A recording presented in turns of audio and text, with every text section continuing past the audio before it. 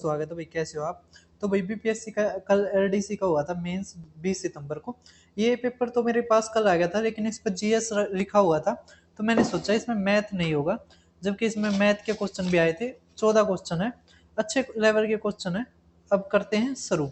ठीक है, तो आपने ये वीडियो जरूर देखनी है, और अगर अच्छी लगे तो इसको शेयर भी करना है। ठीक है, अब देखिए, हमें पहला क्वेश्चन दे रखा है। ये पीडीएफ आपको मेरे टेलीग्राम चैनल पे मिल जाएगी। जैसे कि आप देख पा रहे होगे, ये मेरा चैनल है, यहाँ पे मिल जाएगी। उसके अलावा जो भी अपडेट आते हैं सबसे पहले मैं ही डालता हूँ, तो जरूर इसको ज्वाइन करना। उसके अलावा जैसे आप मेरे चैनल पर जाओगे तो आपको प्ले लिस्ट दिख जाएगी। तो यहाँ से आप बिहार पेपर्स के भी सारे पेपर देख सकते हैं। ये रहे, यूपी पेपर्स से ऊपर है। ये रहे। ठीक है, 13 पेपर करवा दिए, 14वां पेपर है। इसमें बीपीएससी एएसओ का जो पेपर हुआ था वो लास्ट वाला है, तो आप जरूर देखना। तो अब फर्स्ट क्वेश्चन देख पा रहे होगे। देखो, को से दे रखा है 5 12 13, आपको पता है ट्रिपलेट होता है। अगर 5 हमारा बेस दे रखा है, हमें पी चाहिए, तो पी क्या आ जाएगा 12, तो 12/13 हमारा आंसर। ये बिलो लाइन था, बिल्कुल ही ज्यादा ही आसान था ये क्वेश्चन। नेक्स्ट वाला देखिए, ये थोड़ा अच्छा क्वेश्चन है, हमारा प्रोबेबिलिटी का क्वेश्चन है। देखिए कैसे करेंगे हम इसको।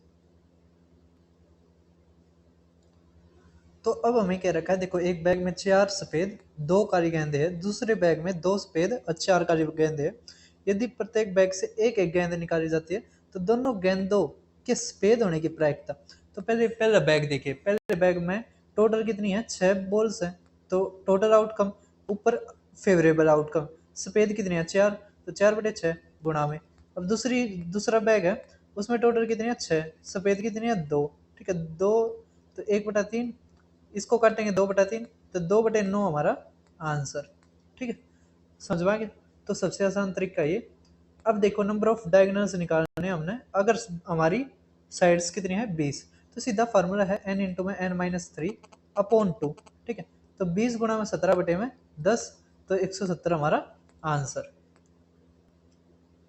अब देखो क्वेश्चन हमारा, मान लीजिए 5 क्रमागत धनात्मक पूर्णांकों का योग 75 है, तो सबसे छोटे और सबसे बड़े पूर्णांक का गुणनफल है।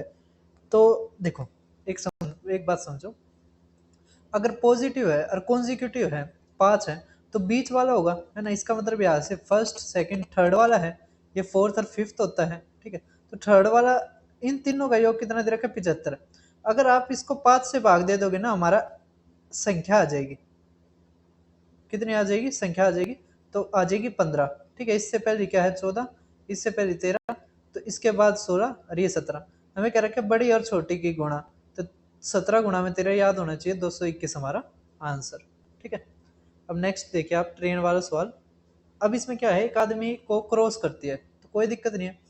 कह रखा 90 किलोमीटर की गति से चलने वाली 30 मीटर लंबी ट्रेन, 300 मीटर, सॉरी 300 मीटर करके सेम डायरेक्शन में चल रही है। तो जो आदमी है वो 6 किलोमीटर प्रति घंटा और ट्रेन 90 किलोमीटर, तो रिलेटिव स्पीड में क्या है, डिफरेंस हो जाएगा। तो क्या आ जाएगा, 84 किलोमीटर प्रति घंटा। अब इसको, ये किलोमीटर प्रति घंटा है, ये मीटर में है, तो इसको हम मीटर पर सेकंड में बदलेंगे, तो 5/18 से गुणा कर देंगे। 5 से काटो, ये कितना आ गया 60। ठीक है, अब देखो, 6 6 कम 6, 6 चौक 24। ठीक है, अब ये 3 ऊपर चला जाएगा, 2 से काटो, ये आ जाएगा हमारा 30। ठीक है, ये 7 आ जाएगा, तो ये कितना आ जाएगा 90, 90/7, तो 13 सेकंड हमारा आंसर, 12 पॉइंट कुछ आएगा। ठीक है, पूरा कटेगा नहीं, इसको लिखना चाहिए थे वहां पे। ठीक है, अप्रोक्स लिखना चाहिए था। अब क्या रखा है, एरिया अंडर कर्व, ये मैं बाद में करवाता हूँ। ठीक है, ये और ये दोनों बाद में करवाता हूँ। अब क्या रखा है, एक एक काम को 6 दिन में कर सकता है, बी 8 दिन में, तो दोनों मिलकर, तो 6 8 कितना आ जाएगा, एलसीएम 24, तो ये 4 ये 3, 7 तक कर देंगे, तो 7 या 21, है ना। तो 30 आ गया, 7 चौके, तो 0.42 हमारा आंसर। इतने दिन में ये काम पूरा। अब देखो ये क्वेश्चन है ना, एक बार इसका वो देखिए। तो भाई जो पेपर में आया था वो इस तरह था, ये हमारा सम का फार्मूला होता है। क्या रखा है, एन अगर 1 से 2 और एन का स्क्वायर का मतलब सम निकालना हमने, मतलब कि 1 का स्क्वायर 2 का स्क्वायर जमा में 3 का स्क्वायर, ये 10 के स्क्वायर तक का सम बताना है। ठीक है, तो ये प्रॉपर लिख सकता था, लेकिन बच्चों को कंफ्यूज करने के लिए इसने इस फॉर्म में लिख दिया। ठीक है, तो अब इसका बताइए फार्मूला क्या होता है हमारा, होता है n इंटू में n प्लस में 1 इंटू में 2n प्लस में 1 अपॉन में 6। n कितना है 10, तो 10 गुणा में 11 गुणा में 21 बटे में 6, तो 385 हमारा आंसर। ठीक है, अब देखिए नेक्स्ट। तो भाई हमें नेचर ऑफ रूट्स बताने हैं इसके, किसके, एक्स स्क्वायर जमा में 2x जमा में 5 के। ठीक है, एक मिनट भाई साहब, एक्स स्क्वायर जमा में 2x जमा में 5 के। अब नेचर ऑफ रूट कैसे निकालते हैं, डिस्क्रिमिनेंट d इक्वल टू में फार्मूला क्या होता है हमारा, root B square minus 4ac। नहीं, ये रूट नहीं आता इसमें, d सीधा आता है। ठीक है, बी स्क्वायर माइनस 4ac। अब आपको पता है ये इक्वेशन हमारा क्या होता है, ए एक्स स्क्वायर, यहाँ पे लिख देता हूँ मैं, यहाँ पर लिख दो ए एक्स स्क्वायर जमा बी एक्स जमा में सी इक्वल टू 0। अब सी कॉन्स्टेंट होता है, बी क्या आ गया 2, 2 का स्क्वायर माइनस 4 माइनस 4 गुणा में ए कितना है 1, सी कितना है 5। तो अब देखिए कितना आ जाएगा, माइनस का 16। ठीक है, तो ये डिस्क्रिमिनेंट आ गया, माइनस का 16 आ गया। ठीक है, समझ में आ गया। तो माइनस का 16 अगर आप रूट डी निकालोगे तो ये इमेजिनरी है, क्या ये इमेजिनरी है हमारा। ठीक है, यहाँ पर आइटा आता है, आइटा से सोल्व होते हैं। अब क्या रखा है, एरिया ऑफ ट्राइंगल अगर हमें 96 मीटर स्क्वायर दे रखा है, अगर लेंथ 4 यूनिट ज्यादा है ब्रेथ से। अब ब्रेथ लेंथ होती है, अगर ब्रेथ को हम बी मानते हैं तो लेंथ हमारी बी प्लस में 4 आ गई। अब क्या रखा है इसका एरिया, तो दोनों की गुणा, लेंथ गुणा में ब्रेथ इक्वल टू 96। ठीक है, तो हम देखो 16 छिक्का 96 होता है, यहाँ पर 4 है, इसका मतलब बी हमारा क्या है 12। रुको रुको, तो ऑप्शन से करें तो आधार की लंबाई अगर हम 12 मानते हैं तो बी क्या आ जाएगा 8। ठीक है, तो 12 अट्ठे 96, बिल्कुल ठीक है, तो 12 हमारा आंसर। ठीक है, अब देखिए नेक्स्ट क्या रखा है, A square let A B the such that, कि जो एरिया है ना वो और पेरीमीटर है वो सेम है। मतलब क्या रखा है, एक एरिया, एक स्क्वायर ऐसा है जिसका एरिया और पेरीमीटर दोनों बराबर हैं, तो साइड क्या होगी, तो साइड 4 होगी, क्योंकि 4 का स्क्वायर भी 16 होता है और पेरीमीटर भी 16 होता है। 4a होता है ना फार्मूला, और इसका a स्क्वायर होता है। ठीक है, कर दोगे।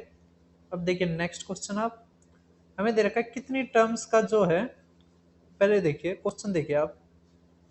तो भी ये हमारा क्वेश्चन है कि कितनी टर्म्स सीरीज की 2 रूट 2 4 ऐड करके 30 जमा में 4 रूट 2 होगी। ठीक है, आपने क्वेश्चन देख लिया, अभी इसको सोल्व करते हैं हम। देखिए भाई साहब, 2 2 रूट 2 4, इनका जोड़ है ना 30 जमा में 14 रूट 2 होना चाहिए।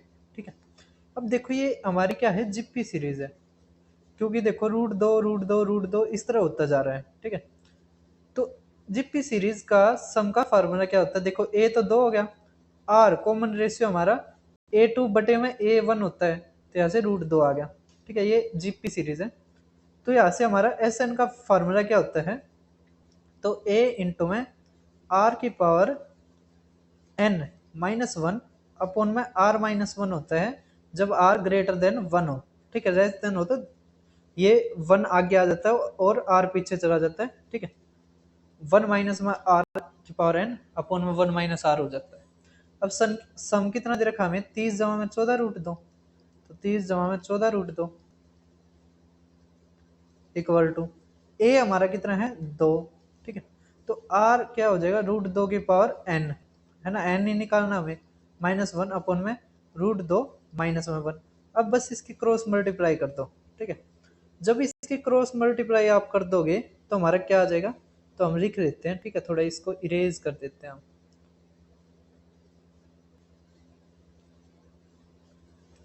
तो यहां से देखो, तो 30 रूट 2 आ जाएगा, जहां में ना माइनस में 30 आ जाएगा और यहाँ से 28 आ जाएगा और माइनस में 14 रूट 2 आ जाएगा। ठीक है, इक्वल टू यही हो जाएगा 2 इंटू में रूट 2 की पावर n माइनस में 1। ठीक है, अब ये कितना आ जाएगा हमारा, देखो ये 14, ये 16 रूट 2 माइनस में 2 इक्वल टू 2, 2 से काटेंगे तो 8 रूट 2 माइनस में 1 इक्वल टू √2 की पावर n -1। देखो -1 से ये गया, यहाँ पर √2 की क्या पावर आनी चाहिए कि आपका 8√2 हो। ठीक है, अब ये 8 है ना, ये होता है हमारी 2 की पावर 3। ठीक है, इसका मतलब √2 की पावर कितनी आ जाएगी, 6 गुणा में √2, तो √2 की पावर 7 इक्वल टू √2 की पावर n। ठीक है, इस तरह हो जाएगा, तो n इज इक्वल टू हमारा क्या आ गया, 7।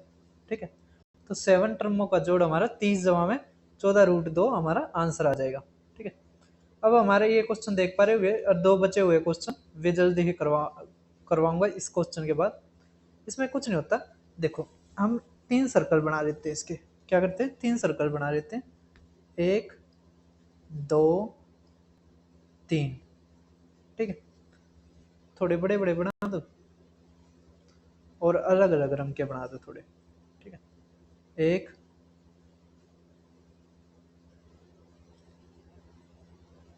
2 3। ठीक है, अब इसमें हमारे कौन कौन से खेल हैं उनके नाम लिख देते हैं। ठीक है, एक हमारा क्या है, फुटबॉल है, ये F, एक क्रिकेट है और एक वॉलीबॉल है। ठीक है, अब इसमें देखिए क्या रखा है, देखो यहाँ से पहले है ना जो तीनों का होता है ना उसको फिल करते हैं, मतलब ये बीच वाला। ठीक है, जो तीनों गेम खेलता है, जबकि इसमें क्या रखा है, none play all of this, मतलब तीनों गेम कोई नहीं खेलता है ना, सभी गेम कोई नहीं खेलता, तो इसका मतलब ये 0 आ गया। ठीक है, अब यहाँ पे क्या रखा है कि 12 आदमी फुटबॉल और क्रिकेट खेलते हैं, तो 12 आदमी 12 ये आ जाएगा। ठीक है, 20 क्रिकेट और वॉलीबॉल, और 15 हमारे वॉलीबॉल और फुटबॉल। ठीक है, समझ में आ गया। अब इसमें देखिए हमें क्या क्या रखा है, ध्यान से समझिए कि 32 आदमी क्रिकेट खेलते हैं। ठीक है, 32 आदमी हमारे क्रिकेट खेलते हैं। तो भाई एक चीज और कर सकते हैं, जैसे हमें पूछ रखा है ना कम से कम, तो ये झंझट करने की भी जरूरत नहीं है। एक गेम खेलता है और जो 3 खेलते हैं उनको जोड़ दो और 2 वाले को घटा दो। ठीक है, अब देखो 32 25 17, तो 17 5 12 और 14 है ना, ये 5 और 6 ये 74, और 3 वाले कितने हैं, 0, तो 74 माइनस, अब 2 वाले कितने हैं, 12, देखो ये कितना 35, ये 37 और 47 घटा दो। ठीक है, ये 7 आ जाएगा और ये कितना आ जाएगा, 2। ठीक है, तो 27 हमारा आंसर। अब जो बचे हुए क्वेश्चन है वे देखिए, तो भाई नॉर्मल पेपरों में ये क्वेश्चन नहीं आता, area under the curve y equal to में एक्स स्क्वायर। ठीक है, इसको करने के लिए आपको 12th का इंटीग्रल वाला चैप्टर आना चाहिए। अब जो इसमें होगा ना वो 0 से 2 तक है। ठीक है, अब इसमें हम इंटीग्रेशन 2 0 x² dx वाला लगा देंगे फार्मूला। ठीक है, इसमें क्या होता है कि x, जैसे ये 2 है ना, तो 1 जोड़ दो 3, बटे में उतना ही लिखा जाएगा 3। ठीक है, अब ये 2 से 0 क्लोज्ड। ठीक है, अब x की जगह यही पावर लिख दो ऊपर वाली और नीचे वाली को घटा दो। ठीक है, तो -0 की पावर 3, तो हमारा क्या आ गया, 8/3। ठीक है, अब नेक्स्ट वाले देखिए, ये दे रखा हमें लोग वाला। ठीक है, इसमें से ये बताना हमें कौन सा आंसर है। अब क्या करते हैं, हम ऑप्शनों को हटा देते हैं। ठीक है, तो आपने लोग में एक फार्मूला पढ़ा होगा, नहीं पढ़ा है तो अब पढ़ लो। ठीक है, लोग के भी एक आधे जो अलग है वो होते हैं ना सिलेबस, उसमें आ जाता है। अब इसमें एक फार्मूला हमारा क्या, log a b, तो इसमें क्या होता है, ये बराबर हो जाएगा हमारा 1 में log, अब ये जो b है ये इसके बेस में आ जाएगा ये। ठीक है, अब इसी तरह अगर इसको चेंज करेंगे हम, तो हमारा आ जाएगा log, है ना, एक्स वाई इक्वल टू आ जाएगा हमारा 1 में log वाई एक्स। ठीक है, अब इसकी जगह अगर ये रखेंगे तो हमारे ये कट जाएगा, क्योंकि 1 में यही आ जाएगा, तो ये कट जाएगा, तो 1 इक्वल टू 1। ठीक है, तो जो ये इक्वेशन है वो ट्रू है ऑल वैल्यूज ऑफ एक्स, और ये सेटिस्फाई करती है इनिशियल कंडीशन कि x है वो ग्रेटर देन 1 और y भी ग्रेटर देन 1। ठीक है, तो ये इनफाइनाइट नंबर ऑफ पेयर्स बनाएगी। सभी को समझ में आ गया होगा, तो फर्स्ट ऑप्शन हमारा आंसर। तो फिर मिलते हैं अगली किसी पेपर के साथ, इतना बिहार वालों अच्छे से एग्ज़ाम की तैयारी कीजिए। फिर मिलते हैं।